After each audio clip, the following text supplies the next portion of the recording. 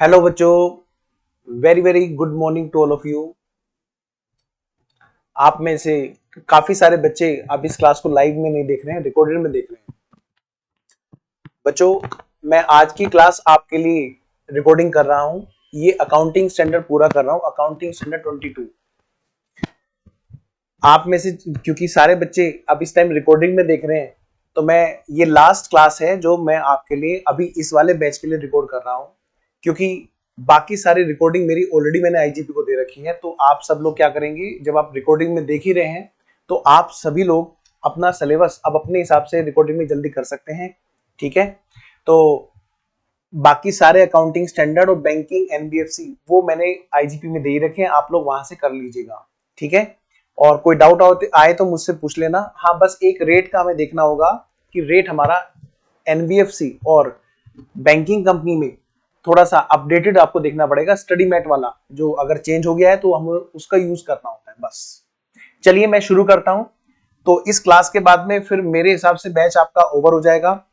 Reason क्योंकि आप लोगों को लाइव में नहीं करना है ड्यू टू मतलब एनी रीजन, तो आप लोगों का मेरी तरफ से बैच ओवर हो जाएगा। आप लोग रिकॉर्डिंग ले लेना आईजीपी से, ग्रुप 2 की बाकी सारी रिकॉर्डिंग ऑलरेडी पहले से है वहां पर अपडेटेड। ठीक है, तो मैं शुरू करता हूं और ये क्लास में जल्दी से निपटाता हूं आपके लिए ताकि आप लोग अच्छे से कर सकें। Let's start. बेटा, हमारा अकाउंटिंग स्टैंडर्ड 22 चल रहा है। ये कौन सा? Accounting standard 22, accounting for tax. और इसमें हमने काफी सारी चीजें देखी थी और हमारे क्वेश्चंस की प्रैक्टिस चल रही थी। बेटा, जैसे मैंने आपसे बताया था कि आने वाला टाइम अब टोटली अकाउंटिंग स्टैंडर्ड से भी ऊपर इंड एएस का है, और इंड एएस समझ लो अकाउंटिंग स्टैंडर्ड का ही एक्सटेंडेड वर्जन है। और बच्चों का जो पेपर है, इंस्टीट्यूट पूरा का पूरा प्रैक्टिकल बेस करने जा रहा है। तो बेटा, मैं उसी हिसाब से आपकी प्रैक्टिस करा भी रहा हूं। तो मैं ये चाहता हूं कि आपको थोड़ा सा प्रैक्टिकल चीजें दिखा भी दूं ताकि आपको भी अकाउंटिंग स्टैंडर्ड करने में जरा मजा आए। जैसे मैंने आपको पहले भी बताया था कि मैं प्रैक्टिसिंग चार्टर्ड अकाउंटेंट भी हूं, मैं प्रैक्टिस भी करता हूं। ऐसा नहीं है कि सिर्फ पढ़ाता ही हूं, मैं टोटली चीजें अपडेटेड तरह से प्रैक्टिस में लेके आता हूं। आइए मैं आपको दिखाता हूं कुछ, और आप इसी तरह की प्रैक्टिकल चीज आप लोग बैंकिंग वाले चैप्टर में भी देखेंगे। देखिए बेटा, मेरे एक क्लाइंट की बैलेंस शीट है जिसकी मैंने फिगर्स चेंज कर दी हैं, जिसकी मैंने फिगर्स भी चेंज कर दी हैं, और जिसमें मैंने नाम भी चेंज कर दिया है। बेटा, प्रैक्टिकली जो बैलेंस शीट बनती है और उस बैलेंस शीट के अंदर डेफर्ड टैक्स की बातें किस तरह से आप लोग देखते हैं, ये बातें मैं आपको इसी क्लास में समझाते हुए फिर मैं क्वेश्चंस को कराऊंगा। देखिए, आप सभी बच्चे लोगों ने शेड्यूल 3 पढ़ा है? हाँ सर। शेड्यूल 3 के अकॉर्डिंग आप सब लोगों ने बैलेंस शीट बनाई है? हाँ सर, बनाई है सर। तो देखिए, आपने कुछ ऐसी बैलेंस शीट बनाई थी शेड्यूल 3 में। मैं फुल स्क्रीन करके दिखा रहा हूं ताकि आप में से जो भी बच्चे रिकॉर्डिंग में देख रहे हो इस चीज को जरा बहुत अच्छे से समझे। देखिए बेटा, ये एक बैलेंस शीट है कंपनी की, प्राइवेट कंपनी की बैलेंस शीट है। इसका नाम मैंने रखा है demo private limited, demo company private limited. देखिए बेटा, ये मेरे क्लाइंट की बैलेंस शीट है और ये बिल्कुल वही बैलेंस शीट होती है जो आप लोग शेड्यूल 3 की बैलेंस शीट पढ़ते हैं। ये मैंने एड्रेस ऐसी डमी एड्रेस डाल रखा है, बैलेंस शीट है। पुरानी बैलेंस शीट मैंने दिखाई है क्योंकि बेटे सीए वाले एथिक्स जो है ना अलाउ नहीं करते किसी की बैलेंस शीट दिखाना। तो यहाँ पर जो फिगर है वो सारी सारी नोशनल फिगर है, लेकिन आपके लिए पूरी रिलेवेंट है, समझ लो। देखिए, पार्टिकुलर्स, इधर पार्टिकुलर आ गया, और क्या आ गया यहाँ पर, इधर आपका नोट नंबर आ गया, है ना? क्या? Note number. बेटा, इधर आपकी लायबिलिटीज, इक्विटी लायबिलिटीज, जिसके अंदर share holder fund, share application money pending, फिर आपका नॉन करंट लायबिलिटीज, फिर आपका करंट लायबिलिटीज। हाँ सर, ये तो हमने पढ़ रखा है सर। असेट साइड में अपनी बात की थी, असेट्स में नॉन करंट असेट्स, है ना? नॉन करंट असेट्स के अंदर इसका नाम क्या हो चुका है? इसका नाम हो चुका है जी, क्या हो चुका है जी सर? इसका नाम हो चुका है प्रॉपर्टी प्लांट एंड क्या? Property plant and equipment. ठीक है, जिसके अंदर हम लोगों ने देखा कि भाई ये असेट्स की कॉस्ट है, ये ग्रोस ब्लॉक है। बेटा जी देखिए ध्यान से, यहाँ पर क्या लिखा हुआ है सर? यहाँ पे लिखा हुआ है deferred tax assets. Balance sheet में डेफर्ड टैक्स असेट्स लिखा होता है अगर वो असेट साइड में होता है। अच्छा, और अगर लायबिलिटी साइड में होता है तो क्या लिखा होता है? Deferred tax liability, non current liabilities के अंदर। ठीक है, यहीं पर ही करंट लायबिलिटीज एंड प्रोविजन भी होता है। अच्छा, ये रहा जी प्रोविजन, शॉर्ट टर्म प्रोविजन, हमारी वो वाली अमाउंट जिसका हमें पता है कि भाई ये अमाउंट टैक्स की है, परमानेंट है, जिसमें टैक्स लगना ही लगना है, वो हमारी शॉर्ट टर्म प्रोविजंस में आती है। और जिसका हमें पता है कि वो अगले साल जाकर के रिवर्स हो जानी है, वो हमारी डेफर्ड टैक्स लायबिलिटी में आती है। ठीक है, अगर नेट अमाउंट डीटीएल बची तो उधर आएगी लायबिलिटी में, वरना नेट अमाउंट बची इधर तो असेट्स में आएगी। आइए जरा मैं आपको दिखाता हूं जरा एक बार कंप्लीट बैलेंस शीट, उसमें जो कैलकुलेशन हम लोग करते हैं, ये बेटा देखिए ध्यान से। ये एक कंप्लीट बैलेंस शीट है मेरे क्लाइंट की, जिसका मैंने नाम चेंज किया, सब कुछ चेंज किया है, फिगर्स भी चेंज है। ये फर्म है मेरी, ये मेरी रियल फर्म है, अजराटी एंड कंपनी। मेरी फर्म का नाम है अजराटी एंड कंपनी, चार्टर्ड अकाउंटेंट्स। अच्छा, मैं वैसे प्रोपराइटर हूं तो मैं यहां पर प्रोपराइटर लिख देता हूं, वरना जब पार्टनरशिप फर्म होती है तो हम क्या लिखते हैं? पार्टनर। ठीक है, अच्छा, मेंबर का यहाँ पे registration number, sorry membership number होता है, membership number MN, membership number. आइए जी बेटे, इधर क्या होता है कंपनी के, यहाँ पर इधर कंपनी का नाम और इधर डायरेक्टर्स के नाम और उनके डायरेक्टर के भी अपने नंबर होते हैं, जैसे पैन नंबर होता है, जैसे आधार नंबर होता है, जैसे सीए का मेंबरशिप नंबर होता है, ऐसे ही बेटे कंपनी के डायरेक्टर का भी एक डिन नंबर होता है। ठीक है, तो यहाँ पर कंपनी में 2 डायरेक्टर थे, ये बातें हैं बेटा। ऐसी बेटे यहाँ पर प्रॉफिट एंड लॉस बना हुआ है कंपनी का, है ना, ध्यान से देखना। SOPL, statement of profit and loss, आपने सिर्फ आज तक क्वेश्चन किए हैं बुक के, लेकिन अब क्वेश्चन प्रैक्टिकल वाले करने वाले हो आप लोग, और इसी के बेस पे रहेंगे। देखिए जरा, ये एक SOPL है, कंपनी का statement of profit and loss है। और यहां पर हमें क्या क्या दे रखा होता है जी, देखिए जरा ध्यान से, क्योंकि हमें बुक में भी तो ये चीजें तो मिलती हैं बेटा। देखो, total revenue minus total expense, तो हमारा क्या बन गया यहां पर बताओ सर? यहां पर बन गया profit before tax and exceptional and extra ordinary items. Yes, यही तो मैं कह रहा हूं, इसको ध्यान से पढ़ना, क्योंकि जो अगले अकाउंटिंग स्टैंडर्ड होंगे, क्या कहा, जो भी हमारे अगले अकाउंटिंग स्टैंडर्ड होंगे बेटे, उसमें भी हमारा यही काम आने वाला है। ठीक है, फिर हम एक्सेप्शनल की एड बैक करने के बाद में, हाँ जी, प्रॉफिट आ जाता है before tax, before extraordinary, extraordinary कर लिया तो हमारा बन जाता है यहां पर प्रॉफिट बिफोर टैक्स। हमें क्वेश्चन में स्टेटमेंट ऑफ प्रॉफिट लॉस देते हैं बना बनाया, और वहां पर हमें इसी को बोला जाता है कि भाई ये है अकाउंटिंग प्रॉफिट। क्या बोलते हैं, बोलो, अकाउंटिंग प्रॉफिट। ठीक है जी, जब अकाउंटिंग प्रॉफिट बोलते हैं, कितने का है जी हमारा? सर ये तो सर लॉस आ रहा है। हाँ, ये तो सर लॉस आ रहा है, वही तो मैं आपसे कह रहा हूं। अब ये जो है, इसके ऊपर प्रॉफिट बिफोर टैक्स में 2 चीजें हैं, एक तो बेटे करंट वाला कितना और डेफर्ड वाला कितना। सर जब लॉस आ रहा है फिर कहां टैक्स बनेगा? आइए जरा, मैं यही आपको समझा रहा हूं, ये बुक प्रॉफिट के अकॉर्डिंग लॉस है, अकाउंट्स में लॉस है। अकाउंट्स में जो लॉस है वो अकाउंट में जो प्रॉफिट या लॉस आता है वो accounting standard, accounting profit base पे आता है। लेकिन जो इनकम टैक्स एक्ट में आता है वो इनकम टैक्स एक्ट के प्रोविजन के अकॉर्डिंग आता है, और ये प्रोविजन हमारे, जिस दिन अकाउंट्स और इनकम टैक्स में एक जैसे प्रोविजन हो गए तो कोई डिफरेंस वहां पर नहीं मिलने वाला। लेकिन कुछ खर्चे अलाउ होते हैं इनकम टैक्स एक्ट में, कुछ अलाउ नहीं होते हैं। देखिए जरा, अगर मैं आपसे कहूं बेटे देखो ये प्रॉफिट बिफोर टैक्स आया तो कैसे आया, तो आप पता क्या कहोगे कि सर देखो, सारी बातें अगर हम यहां से और चीजें देखने से हटा दें, हाँ, तो एक तरह से देखा जाए तो ये प्रॉफिट कब आया कि सर जब आपने यहां पर ये खर्चे घटा दिए थे। कौन से वाले? ये वाले जो एक्सपेंसेस है, ये एक्सपेंसेस जब आप घटा दोगे कहां से? इस रेवेन्यू में से, तभी तो हमारा इनकम टैक्स एक्ट से पहले, मतलब इनकम टैक्स से पहले वाला प्रॉफिट आया, जिसको हम बोलेंगे PBT। हाँ, मैं इसी को नाम देने जाऊंगा वहां पर कि ये होता है हमारा बुक प्रॉफिट। क्वेश्चन में ये प्रॉफिट बिफोर टैक्स दिया होता है एज इट इज। बताओ ये कब आया है? सर ये ना सर ये तब आया है जब आपने ये सारे के सारे खर्चे घटा दिए। बताओ मैं खर्चों को जरा रेड कलर से कर दूं। हाँ, ये सब क्या है बेटा? खर्चे हैं। ये सब क्या है बेटा? खर्चे हैं। जब आपने सारे खर्चे घटा दिए, घटाने के बाद मैं इसको बोलूंगा अकाउंट्स में इतने सारे खर्चे घटा रखे हैं। क्या ये सारे के सारे खर्चे इनकम टैक्स एक्ट अलाउ करता है? सेक्शन 40 सबसेक्शन ए है वहां पर जो डिसअलाउ करता है। ध्यान रखना, मैं बोलता नहीं हूं लेकिन टैक्स के प्रोविजन में, टैक्स की कैलकुलेशन मैं बहुत अच्छे से करता हूं क्योंकि प्रैक्टिस में तो मैं काम करना होता है। मैं आपसे ये कह रहा हूं बेटे, जरा सोच के देखो आप। क्या सर बताओ?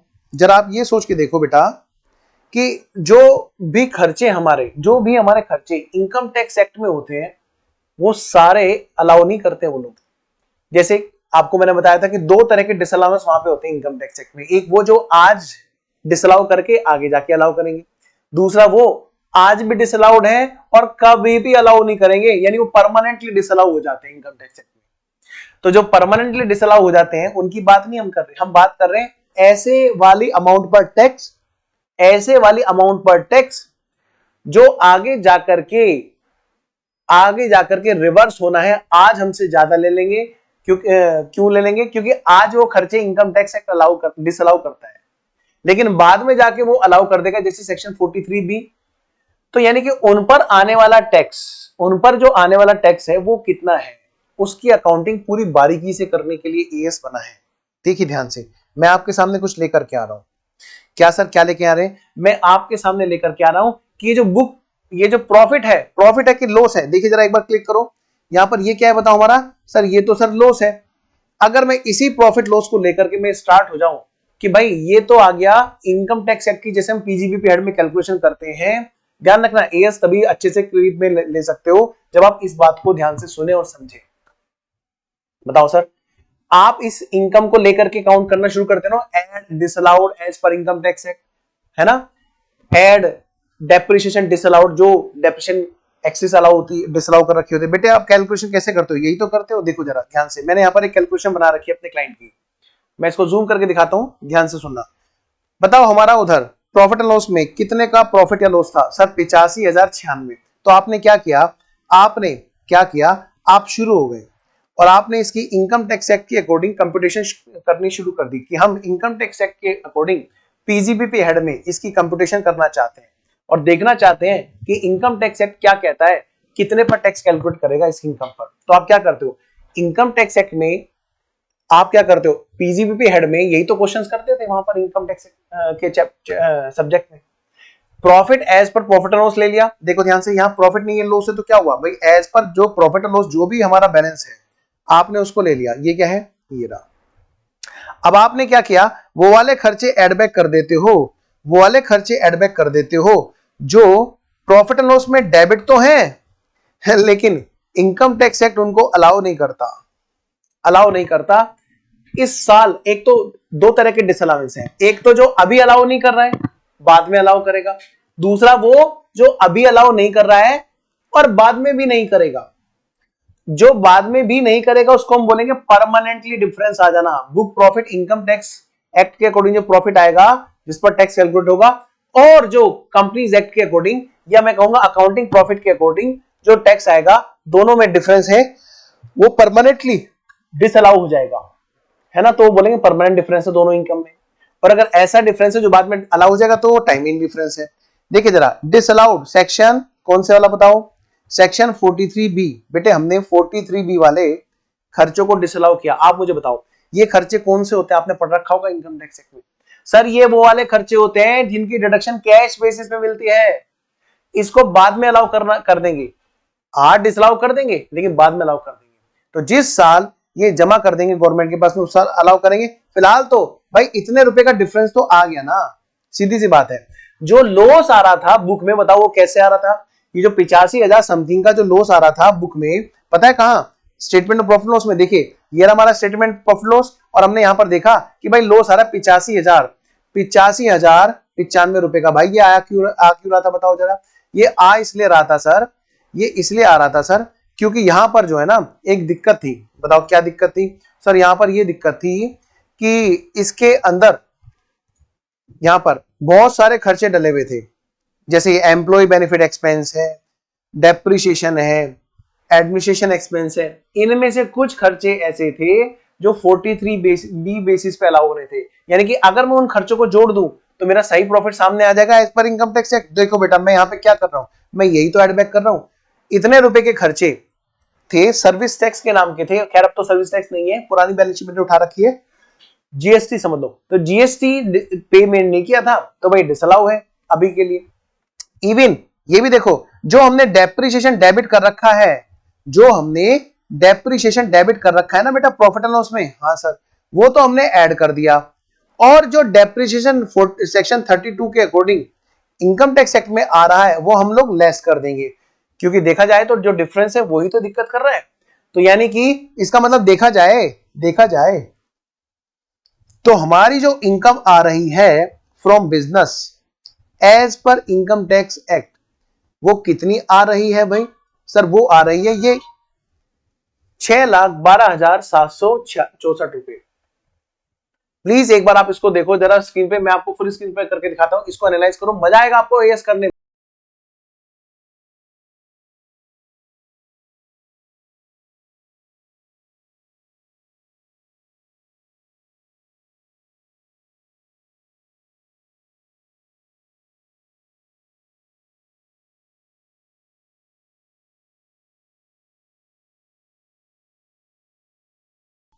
पढ़ लिया आपने?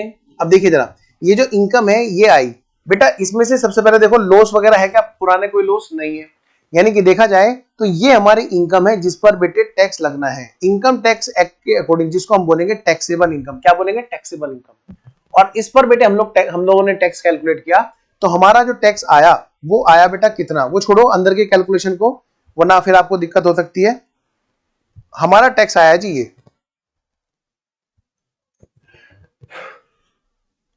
हमारा टैक्स आया बेटे 1,89,344 रुपए। अब हम देखेंगे इस टैक्स को हम बोलेंगे करंट ईयर का टैक्स।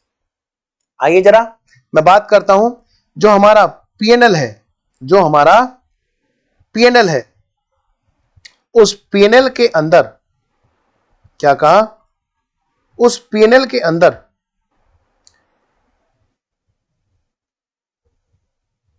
उस पीएनएल के अंदर हमारा जो टैक्स जाएगा उसके लिए हमने क्या कैलकुलेशन करनी है? डेफर्ड टैक्स की। लो बेटा, जो हमारा डेफर्ड टैक्स है, यानी कि ऐसे डिफरेंसेस जो टाइमिंग डिफरेंसेस हैं, उन टाइमिंग डिफरेंसेस पे जो टैक्स आ रहा है वो हम लोग कैलकुलेट करने जा रहे हैं। ठीक है जी, वो कैसे कैलकुलेट करेंगे देखिए जरा, ये रहा जी।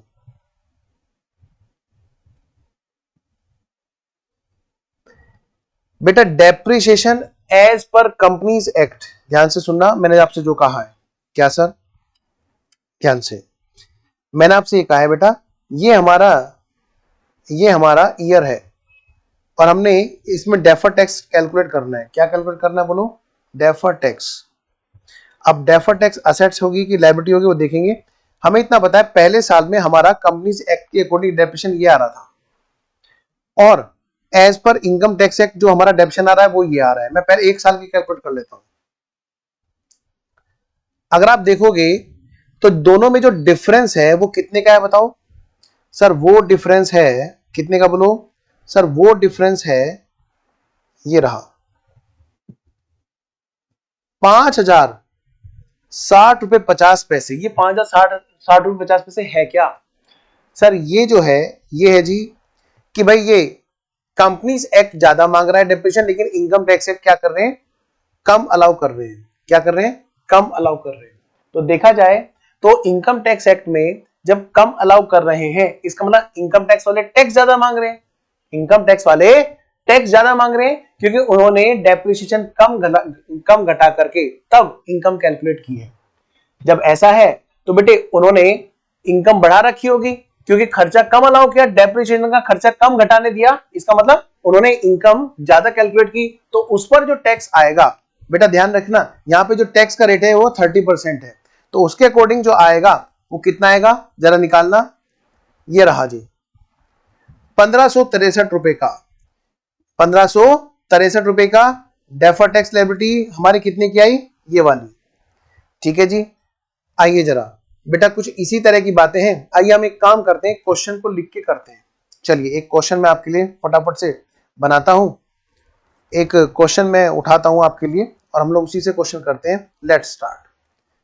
आओ जी, तो बैलेंस शीट तो मैंने आपको दिखा दी, अब हम लोग करते हैं जरा सीधा सीधा क्वेश्चन। लो मैं आपके लिए एग्जाम के कुछ क्वेश्चंस को लेके आया हूं, यहां पे लिखिएगा प्रैक्टिस ऑफ क्वेश्चंस। हमने कल 2 क्वेश्चन किए थे ना, तो मैं इसको दे रहा हूं नाम एग्जाम्पल नंबर 3 का, ठीक है ना, एग्जाम्पल नंबर 3। आइए जरा, तो यहां पर क्वेश्चन में कुछ डाटा दे रखा है जी। क्या डाटा दे रखा है देखिए जी, क्वेश्चन में हमें कुछ डाटा दे रखा है और यहां पे दे रखा है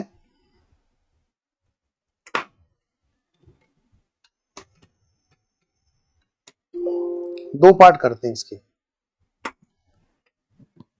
एज पर बुक्स, और बेटा दूसरा पार्ट हमारा हो गया as per income tax act. Income tax act के अकॉर्डिंग और भाई बुक के अकॉर्डिंग। लो भाई बताओ सर क्या है, देखो जी ध्यान से।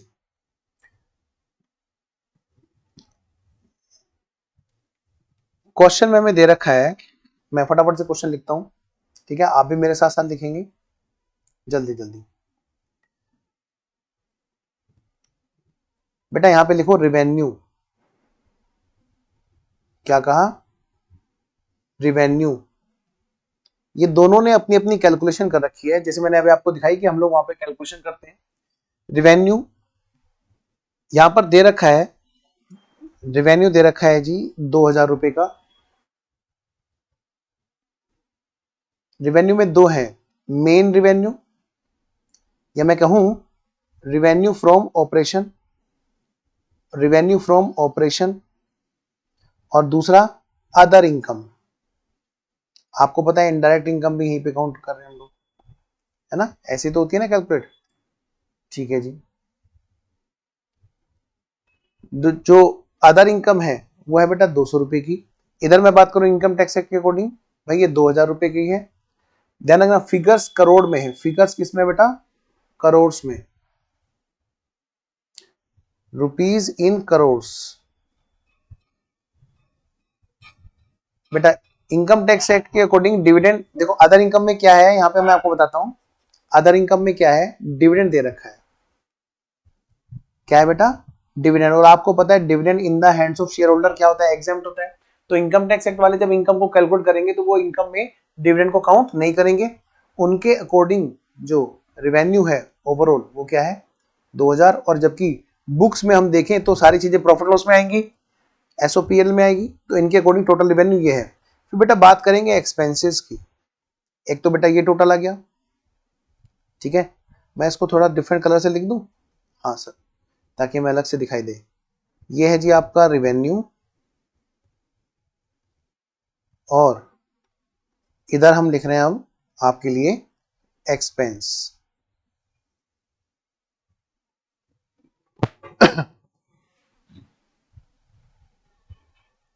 ठीक है जी, एक्सपेंसेस। अब बेटा एक्सपेंसेस में क्या क्या है भाई, ऑपरेशनल एक्सपेंसेस जो भी हमारे क्वेश्चन में दे रखे होंगे, चाहे वो रॉ मटेरियल कंज्यूम हो, चाहे वो कुछ भी हो, है ना, ऑपरेशनल एक्सपेंसेस। बेटा ये 1600 रुपए के हैं। इनकम टैक्स एक्ट ने भी कहा कि हाँ भाई 1600 के 1600 पूरे अलाउड हैं। दूसरा डेप्रिसिएशन, लो बेटा बुक्स में जो डेप्रिसिएशन है कंपनीज एक्ट में के अकॉर्डिंग है 200 करोड़ का, और इधर इनकम टैक्स एक्ट के अकॉर्डिंग कितना है बेटा 300 करोड़ का। नंबर 3 बेटा यहां पर एक्साइज ड्यूटी है जो कंप्लीट आउटस्टैंडिंग है। और आपको पता है सेक्शन 43B क्या कहता है ना। मैं इसको एक काम करूं, मैं इसको लिखूं ड्यूटी, बस इतना लिख देता हूं, है ना। ये जो ड्यूटी है वो कितने की है, आउटस्टैंडिंग है जी, कितने रुपए की, लो भाई 40 करोड़ रुपए की। इधर बेटा इनकम टैक्स एक्ट तो अलाउ नहीं करेगा, वो क्या कहेगा जब तक तुम पे नहीं करोगे तब तक तुम्हें हम अलाउ नहीं करेंगे, जिस साल तुम पे करोगे सेक्शन 43B के अकॉर्डिंग अलाउ कर देंगे। आइए जरा, एक है बेटा प्रोविजन फॉर ग्रेचुइटी भी लिखी हुई थी वहां पर, प्रोविजन फॉर ग्रेचुइटी, यहां पर कितने की लिखी हुई है बेटा, 20 करोड़ रुपए की। बेटा आपको पता है, और ये सारे के सारे पता है, ये भी देखो प्रोविजन है, ये एक्चुअल में नहीं है, तो आपको पता है इनकम टैक्स एक्ट तो अलाउ करेगा नहीं। ठीक है जी, तो देखा जाए तो हमारा इसका टोटल कितना आ गया जी। आइए जरा एक्सपेंसिव साइड का जरा टोटल कर लेते हैं बेटा, एक्सपेंसिव साइड का जरा टोटल कर लेते हैं। एक्सपेंसिव साइड का टोटल कितने का आ गया जी, तो हमने एक्सपेंसेस का भी टोटल किया और पता चला हमें कि भाई एक्सपेंसेस का टोटल है, चलिए करिए फटाफट, 16 दो 18, 1860 रुपए। कितना, इधर ये इनकम तो है 2200 और 2000,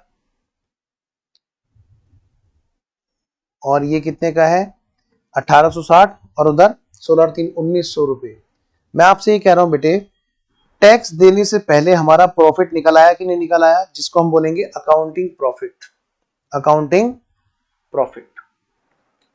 अब मैं आपसे ये कह रहा हूं बेटे, ये जो हमारा टैक्स देने से पहले का प्रॉफिट है, ध्यान रखना, जो हम चीज कर रहे हैं वो आपको जाते ही आर्टिकलशिप में मिलनी है। अकाउंटिंग स्टैंडर्ड का यूज बच्चे ढंग से नहीं कर पाते, उसके पीछे सिर्फ एक वजह है, जब वो अकाउंटिंग स्टैंडर्ड पढ़ रहे होते हैं वो उस टाइम उसको फील नहीं करते कि भाई ये हमें काम भी आएगा प्रैक्टिकली। और मैंने आपको पहले प्रैक्टिकल वाली बैलेंस शीट दिखा दी है बेटा, बिल्कुल फील करके पढ़ना है। ओहो, जैसे सर ने वहां पर एक्सेल में की थी ना कैलकुलेशन, हाँ तो वैसी हमारी कैलकुलेशन चलेगी। पहले तो भाई प्रॉफिट निकालो, इनकम टैक्स एक्ट के अकॉर्डिंग और बुक्स के अकॉर्डिंग घटाना जरा। 2200 में से 1860 घटा दो भाई, ये आ गया कितना, 340 रुपए। क्या कहा मैंने बेटा, ये आ गया हमारा 340 रुपए की अमाउंट आ गई बुक्स में, इनकम की, अकाउंटिंग प्रॉफिट इसको बोलेंगे। दूसरी बात इनकम टैक्स एक्ट के अकॉर्डिंग कितने का आया जी, ये आ गया बेटे 2000 में से 1900 गए 100 रुपए। ठीक है, अब मैं आपसे कह रहा हूं एक छोटा सा क्वेश्चन, क्या कि बेटे ये बताओ, जो हम लोग यहां पर से पीएनएल के अंदर, ये statement of profit and loss है, ध्यान रखना, इधर लेफ्ट वाला क्या है पीएनएल, प्रोविजन फॉर टैक्स हम लोग घटाएंगे, वो कितने की घटाएंगे, नंबर एक बात, क्योंकि बुक्स में क्या चलते हैं अकाउंटिंग स्टैंडर्ड, और अकाउंटिंग स्टैंडर्ड कह रहा है, क्या कह रहा है कि भाई ये बताओ तुम्हारी जो बुक वाली इनकम है वो कितने की है। मैंने कहा भाई 340। टैक्सेशन का रेट क्या है, चलो मान ले 40% है, फॉरेन कंपनी मान ले, तो भाई 340 का 40% कितना होता है भाई 136, तो तुम पीएनएल में कितने घटाओगे 136। अभी मैंने ये नहीं कहा कि इसमें से कितना डेफर है, कितना डेफर वाली बात नहीं है, मैंने कहा भाई बुक्स में तो पीएनएल के अंदर तो पीएनएल के हिसाब से जाएगा ना। आइए जरा, तो इस पर 40% कितना हो गया, 340 का 40% 136, निकालो क्या, 340 का 40% होता है 136। बेटा आप इसको घटाओगे तो आएगा आपका प्रॉफिट आफ्टर टैक्स, कितना 204। 204 इधर आप बात करोगे तो भाई इनकम टैक्स एक्ट के अकॉर्डिंग आप देखोगे तो भाई 100 करोड़ रुपए की इनकम आई, जिस पर 40% के हिसाब से आप देखोगे तो बेटे 40 का आपका टैक्स बैठता है। तो देखा जाए तो प्रॉफिट आफ्टर टैक्स कितना हो जाएगा आपका यहां पर 60 करोड़ रुपए। तो मैं रुक गया, क्वेश्चन हमें क्या कहता है, जिस चीज के लिए हमारे से क्वेश्चन एग्जाम में पूछेगा, हमें ये दोनों चीजें दे देगा और बोलेगा कैलकुलेट डीटीए डीटीए और डीटीएल।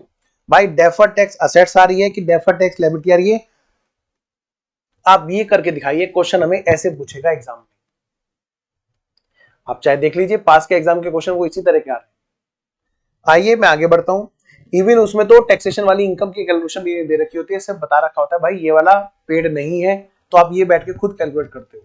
ठीक है, आइए जरा, अब करना कैसे है, हमें डीटीए डीटीएल को कैलकुलेट, तो हम यहां पर फटाफट से लिखेंगे क्या, आंसर लिखो बेटे, आंसर, और लिखे यहां पर कि हम बनाने जा रहे हैं, क्या बनाने जा रहे हैं, एक ऐसा स्टेटमेंट, देखिए स्टेटमेंट शोइंग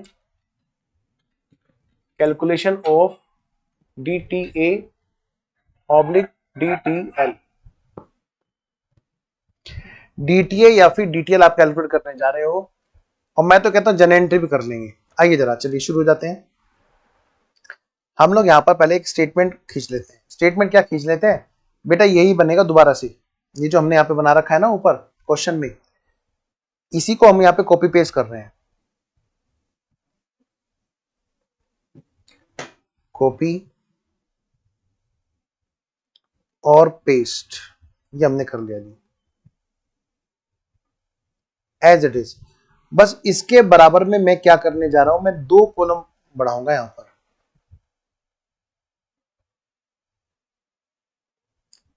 एक डिफरेंस इनके अंदर होगा जो परमानेंट डिफरेंस होगा, और दूसरा डिफरेंस होगा जो होगा टेम्परेरी टाइमिंग डिफरेंस। क्या कहा, मैं यहां पर क्या करने जा रहा हूं, मैं यहां पर ये करने जा रहा हूं,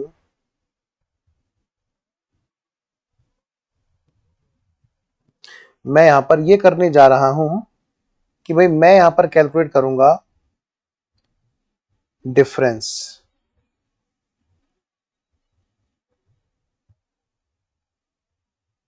और वो डिफरेंस कैसे कैसे कैलकुलेट होगा, 2 तरह का डिफरेंस होगा। बुक इनकम,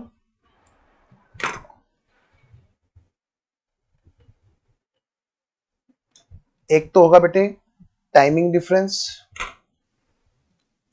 मैं यहां पे लिखूंगा ये है जी हमारा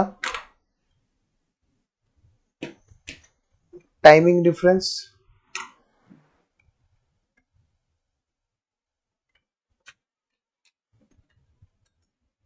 और दूसरा होगा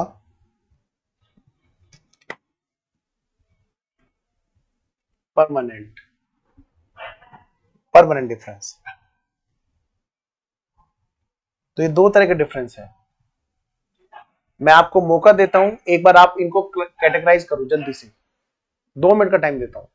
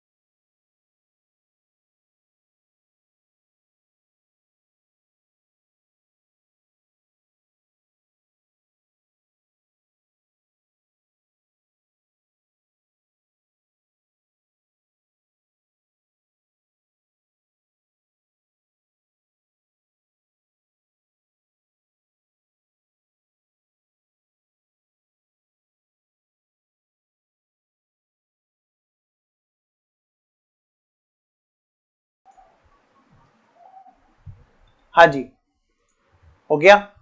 आइए अब मेरे साथ कीजिए थोड़ा सा, आपने नोट कर लिया होगा बेटे। हमें ये देखना है कि इनकम टैक्स एक्ट के अकॉर्डिंग जो कैलकुलेशन है और बुक्स के अकॉर्डिंग जो कैलकुलेशन है, दोनों में कुछ बात का डिफरेंस है। वो डिफरेंस हम लोग 2 तरह कैटेगराइज करेंगे, एक वो जो कभी रिवर्स नहीं होगा, दूसरा वो जो आगे जाकर के रिवर्स हो जाएगा। जैसे आप देखोगे revenue from operation, revenue from operation उसमें कोई डिफरेंस नहीं है, नहीं जी कोई डिफरेंस नहीं है, ठीक है, ना परमानेंट ना टाइमिंग।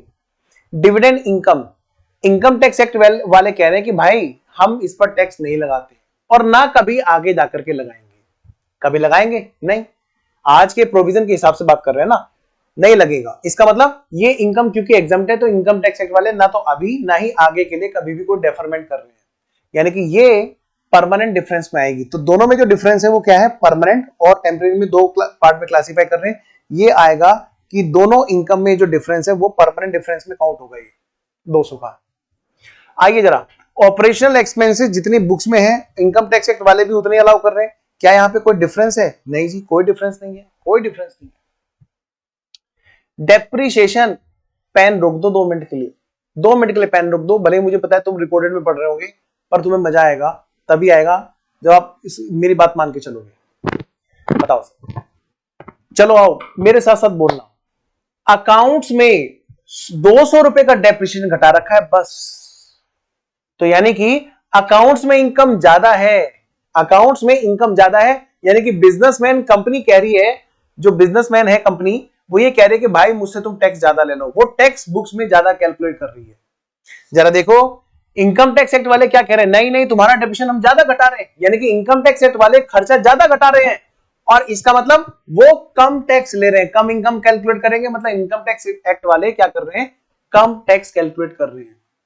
लेकिन अब सवाल ये है, ये जो 100 रुपए का डिफरेंस आ रहा है, ये डिफरेंस फ्यूचर में जाके कभी रिवर्स होगा क्या? 100% होगा। क्या मतलब? भाई आज इनकम टैक्स एक्ट वाले डेप्रिसिएशन ज्यादा दे रहे हैं, कल को वो कम देंगे, हमें पता है WDV मेथड लगता है वहां पर इनकम टैक्स एक्ट के अकॉर्डिंग। भाई ओवरऑल जो कॉस्ट है डेप्रिसिएशन की, वही तो डेप्रिसिएशन, मतलब असेट्स की, फिक्स असेट्स की, वही तो डेप्रिसिएशन बनती है ना, चाहे इनकम टैक्स एक्ट में, चाहे इधर अकाउंट्स में। बस ये है कि कभी कोई ज्यादा हो जाती है, आगे जाके कम हो जाती है, कभी कोई आज कम है तो आगे जाके ज्यादा हो जाती है, इतना ही तो डिफरेंस है, सिर्फ टाइमिंग का डिफरेंस है। डेप्रिसिएशन तो वही अलाउ होना है, जो डेप्रिसिएशन डेप्रिशिएबल अमाउंट है वही अलाउ होगी इनकम टैक्स एक्ट में भी और यहां पर भी, बस टाइमिंग का डिफरेंस है। आज वो ज्यादा दे रहे हैं, कल को वो कम देंगे, यानी कि आज वो कम टैक्स ले रहे हैं ज्यादा खर्चा दिखाने की वजह से, कल को वो ज्यादा टैक्स लेंगे। तो देखा जाए तो हमारी लायबिलिटी पोस्टपोन हो रही है ना, डेफर हो रही है। तो बेटा ध्यान से, ये जो 100 रुपए का डिफरेंस है, पहली बात ये डिफरेंस परमानेंट डिफरेंस नहीं है, ऐसा नहीं है कि इनकम टैक्स एक्ट वालों ने 100 रुपए एक्स्ट्रा अलाउ कर दिए, वो कभी वापस नहीं मांगेंगे उस चीज को। यानी कि ये जो डिफरेंस है, ये 100 रुपए का डिफरेंस टाइमिंग डिफरेंस में आएगा कि आज वो ज्यादा कर रहे हैं, अलाउ कल को वो कम करेंगे, ठीक है ना। आइए जरा आगे बढ़ते हैं, प्लीज आप नोट करो मेरे साथ में।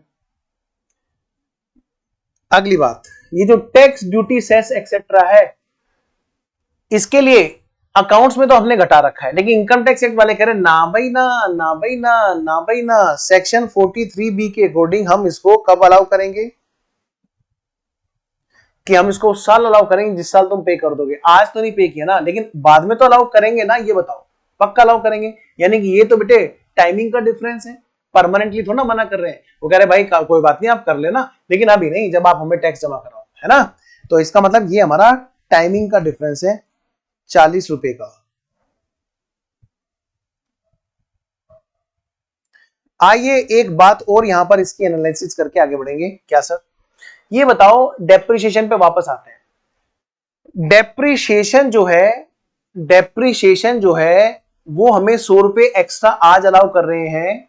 इसका मतलब क्या है, वो आज हमसे टैक्स कम कैलकुलेट कर रहे हैं, क्योंकि वो डेप्रिसिएशन ज्यादा घटा रहे हैं इनकम कैलकुलेट करते हुए। यानी कि बाद में जाकर के वो हमें क्या करेंगे, कम डेप्रिसिएशन अलाउ करेंगे। यानी वो देखा जाए तो हमारी जो टैक्स की कैलकुलेशन की लायबिलिटी है, जो टैक्स की लायबिलिटी की कैलकुलेशन है, उसमें आज कम कैलकुलेट कर रहे हैं, वो देखा जाए तो फ्यूचर में जाके ज्यादा करेंगे, तो हमारी टैक्स की लायबिलिटी को डेफर कर रहे हैं ना। तो मैं इसको एक नाम दूंगा, ये है क्या, DTL, डेफर टैक्स लायबिलिटी। इस पर जो टैक्स की कैलकुलेशन होगी वो DTL क्रिएट करेगी। जरा आइए 40 की बात करें। ये जो 40 करोड़ है, ये क्या है भाई? सर आज ये ना हमें टैक्स लगा रहे हैं, क्यों, कैसे पता चला कि सर आज हमें खर्चा अलाउ नहीं कर रहे इनकम टैक्स एक्ट में, जबकि हमारा खर्चा हो चुका है ये। अच्छा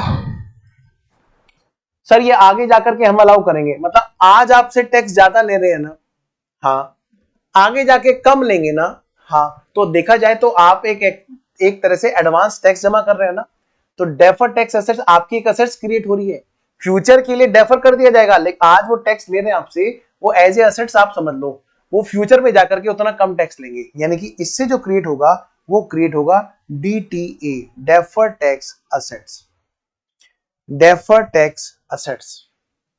यानी कि इस पर जो टैक्स कैलकुलेट होगा वो कहलाएगा डेफर टैक्स असेट्स। आइए प्रोविजन फॉर ग्रेच्युटी की बात करते हैं। आपको पता है कि प्रोविजन अलाउ नहीं होती है, वहां पर पेमेंट एक्चुअल में जो ग्रेच्युटी में होता है वो कैश बेसिस पर उसी को अलाउ करते हैं, है ना। तो ध्यान से बेटा, इनकम टैक्स एक्ट वाले जो है उसको अलाउ नहीं करेंगे। तो इसका मतलब क्या है कि हम यहां पर एक बात कह सकते हैं, क्या क्या कह सकते हैं कि भाई इनकम टैक्स एक्ट में ये तब अलाउ होगी डिडक्शन, कब अलाउ होगी, जब ऐसा होगा, कैसा होगा जी, जब ऐसा होगा, कैसा होगा सर बताओ ना सर, जब ऐसा होगा कि ये हम कैश में पेमेंट कर देंगे ग्रेच्युटी को। इसका मतलब आज इनकम टैक्स एक्ट वाले कह रहे हैं कि आज तुम हमें टैक्स दे दो, हम ये खर्चा तुम्हें आज अलाउ नहीं कर रहे हैं। क्या वो सर आगे जाकर के अलाउ करेंगे? यस, जिस साल हम कैश में पेमेंट कर देंगे। इसका मतलब एक तरह से देखा जाए तो वो आज हमसे टैक्स ले रहे हैं, एक असेट्स की तरह से हमारा टैक्स क्रिएट हो गया, डेफर्ड टैक्स असेट्स, फ्यूचर में जाकर के हमसे टैक्स नहीं लेंगे। यानी कि ये जो 20 रुपए का जो डिफरेंस है, पहली बात तो ये टेम्परेरी है, और इस पर जो क्रिएट होगी वो हमारी क्या क्रिएट होगी, डेफर्ड टैक्स असेट्स क्रिएट होगी। इतनी अमाउंट पर जो टैक्स आएगा वो एक तरह से हमसे आज ले लेंगे, आगे नहीं लेंगे, तो एक असेट्स क्रिएट हो रही है। आइए आगे बढ़ते हैं। बस जो बेटा जी देखो ध्यान से, यहां पर दो तरह के डिफरेंस है। कितने? दो तरह के। एक है परमानेंट डिफरेंस, परमानेंट डिफरेंस है 200 रुपए का। इस पर आप बताओ, और इधर इस पर टैक्स का रेट क्या है? सर टैक्स का रेट तो हमारा वही रहता है हमेशा, एट द रेट ऑफ 40%। आप मुझे बताओ इस पर जो टैक्स क्रिएट हो रहा है वो कितना हो रहा है? सर 200 पर 40, दो चौक यानी 80 रुपए का टैक्स ऐसा है जो परमानेंटली डिफरेंस आ गया, वो वापस भी नहीं होगा। क्या हम इसको बैलेंस शीट में ले जाएंगे कि भाई अगले साल हमारे काम आएगा? नहीं। किसको लेके जाएंगे? जो डेफर करना है, जो इसको आगे के लिए डेफर करना है। जरा देखना, डीटीएल और डीटीए में से नेट क्या बचेगा? डीटीएल और डीटीए में से नेट क्या बचेगा? नेट बचेगा जी 40। क्या बचेगा बेटा? 40। नेट बच गया बेटे 40। इसको मैं बोलूंगा ये बच गया हमारा DTL, defer tax liability, defer tax liability. अब इस पर जो क्रिएट होगा वो हमारी डीटीएल क्रिएट होगी। बेटा रेट तो हमारा सेम रहेगा, एट द रेट ऑफ 40%। तो देखा जाए तो यहां पर 16 रुपए, 16 रुपए की अमाउंट जो है वो क्या है? हमारी डीटीएल। बेटा ये बताओ, अगर मैं आपसे पूछूं, क्या पूछूं? बताओ बेटे बताओ, बैलेंस शीट में क्या जाएगा? आप क्या कहोगे? सर बैलेंस शीट में ये जाएगा। मैं आपको मौका देता हूं कि अब आप एक बार ट्राई करो इसकी एंट्री करने की। मैं 2 मिनट का टाइम दे रहा हूं, करो बेटे जन एंट्री, जो मैंने पिछली क्लास में सिखाई थी, फिर मैं सिखाऊंगा।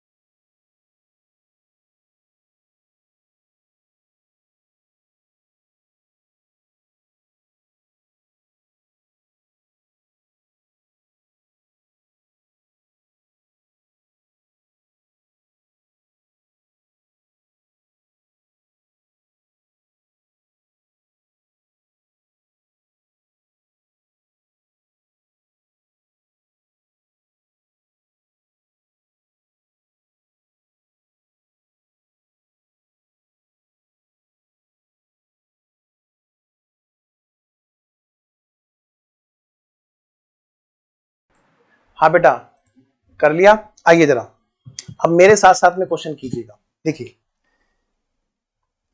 सबसे पहले तो एक बात ध्यान रखना, प्रॉफिट एंड लॉस में जो एंट्री होगी, प्रॉफिट एंड लॉस में क्या कहा मैंने, प्रॉफिट एंड लॉस में जो एंट्री होगी वो प्रॉफिट एंड लॉस वाले टैक्स पे होगी। सबसे पहले तो इस बात को ध्यान रख लेना, ये जो टोटल टैक्स है ये पीएनएल के अंदर जाएगा, नंबर एक बात। तो हम सबसे पहले एक एंट्री कर देते हैं कि भाई पीएनएल में हम लोग एंट्री क्या करेंगे, P and L account debit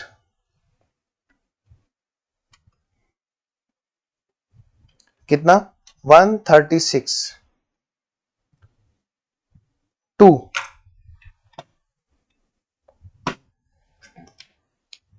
income tax. सबसे पहले तो बेटे इनकम टैक्स के नाम का जो टोटल जो पीएनएल से निकलना है, बुक्स में जो निकलना है वो बुक वाली बेसिस पे निकलना है, नंबर एक बात। सबसे पहले तो एक बात ध्यान रखिएगा।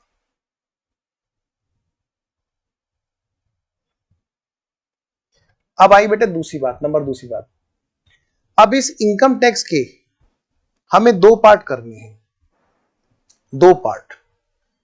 एक पार्ट जो डीटीएल वाला होगा, दूसरा पार्ट जो करंट ईयर वाला होगा। यानी कि हम एंट्री करेंगे अब यहां पर इनकम टैक्स अकाउंट डेबिट 136 और इसके अंदर से आएगी अब ये वाली बात, नंबर एक बात, two D T L defer tax liability. Defer tax liability कितना है बेटा, यहां पर 16 रुपए आपको पता है। और बाकी आएगा जी क्या, टू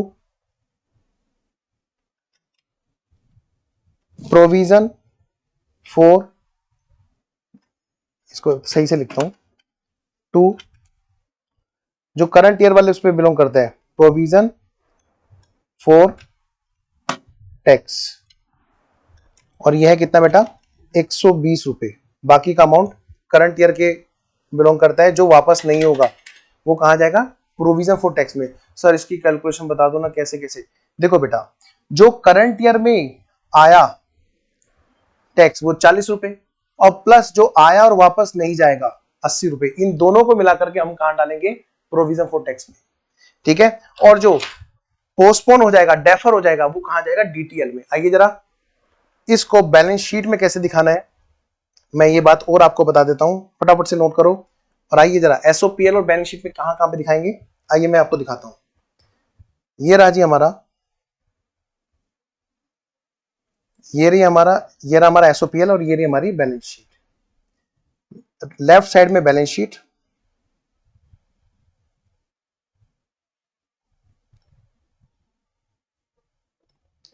बैलेंस शीट बेटे नॉन करंट लायबिलिटीज के अंदर डीटीएल बेटा कितने रुपए का है, 16 रुपीज का।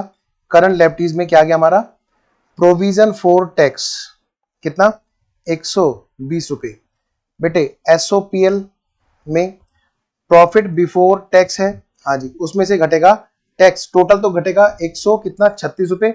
उसके दो पार्ट, एक तो बेटे करंट ईयर वाला और दूसरा डीटीएल वाला। डीटीएल वाला कितना 16 रुपए और करंट ईयर वाला 120 रुपए। बेटे इस तरह से प्रेजेंट किया जाएगा, प्लीज आप इसको नोट कर लीजिए। और मेरे हिसाब से एएस पूरा है, आपको अब क्वेश्चंस की प्रैक्टिस खुद करनी है। जो बचे हुए क्वेश्चन है आप निपटा लीजिएगा, कोई डाउट हो तो पूछ लीजिएगा।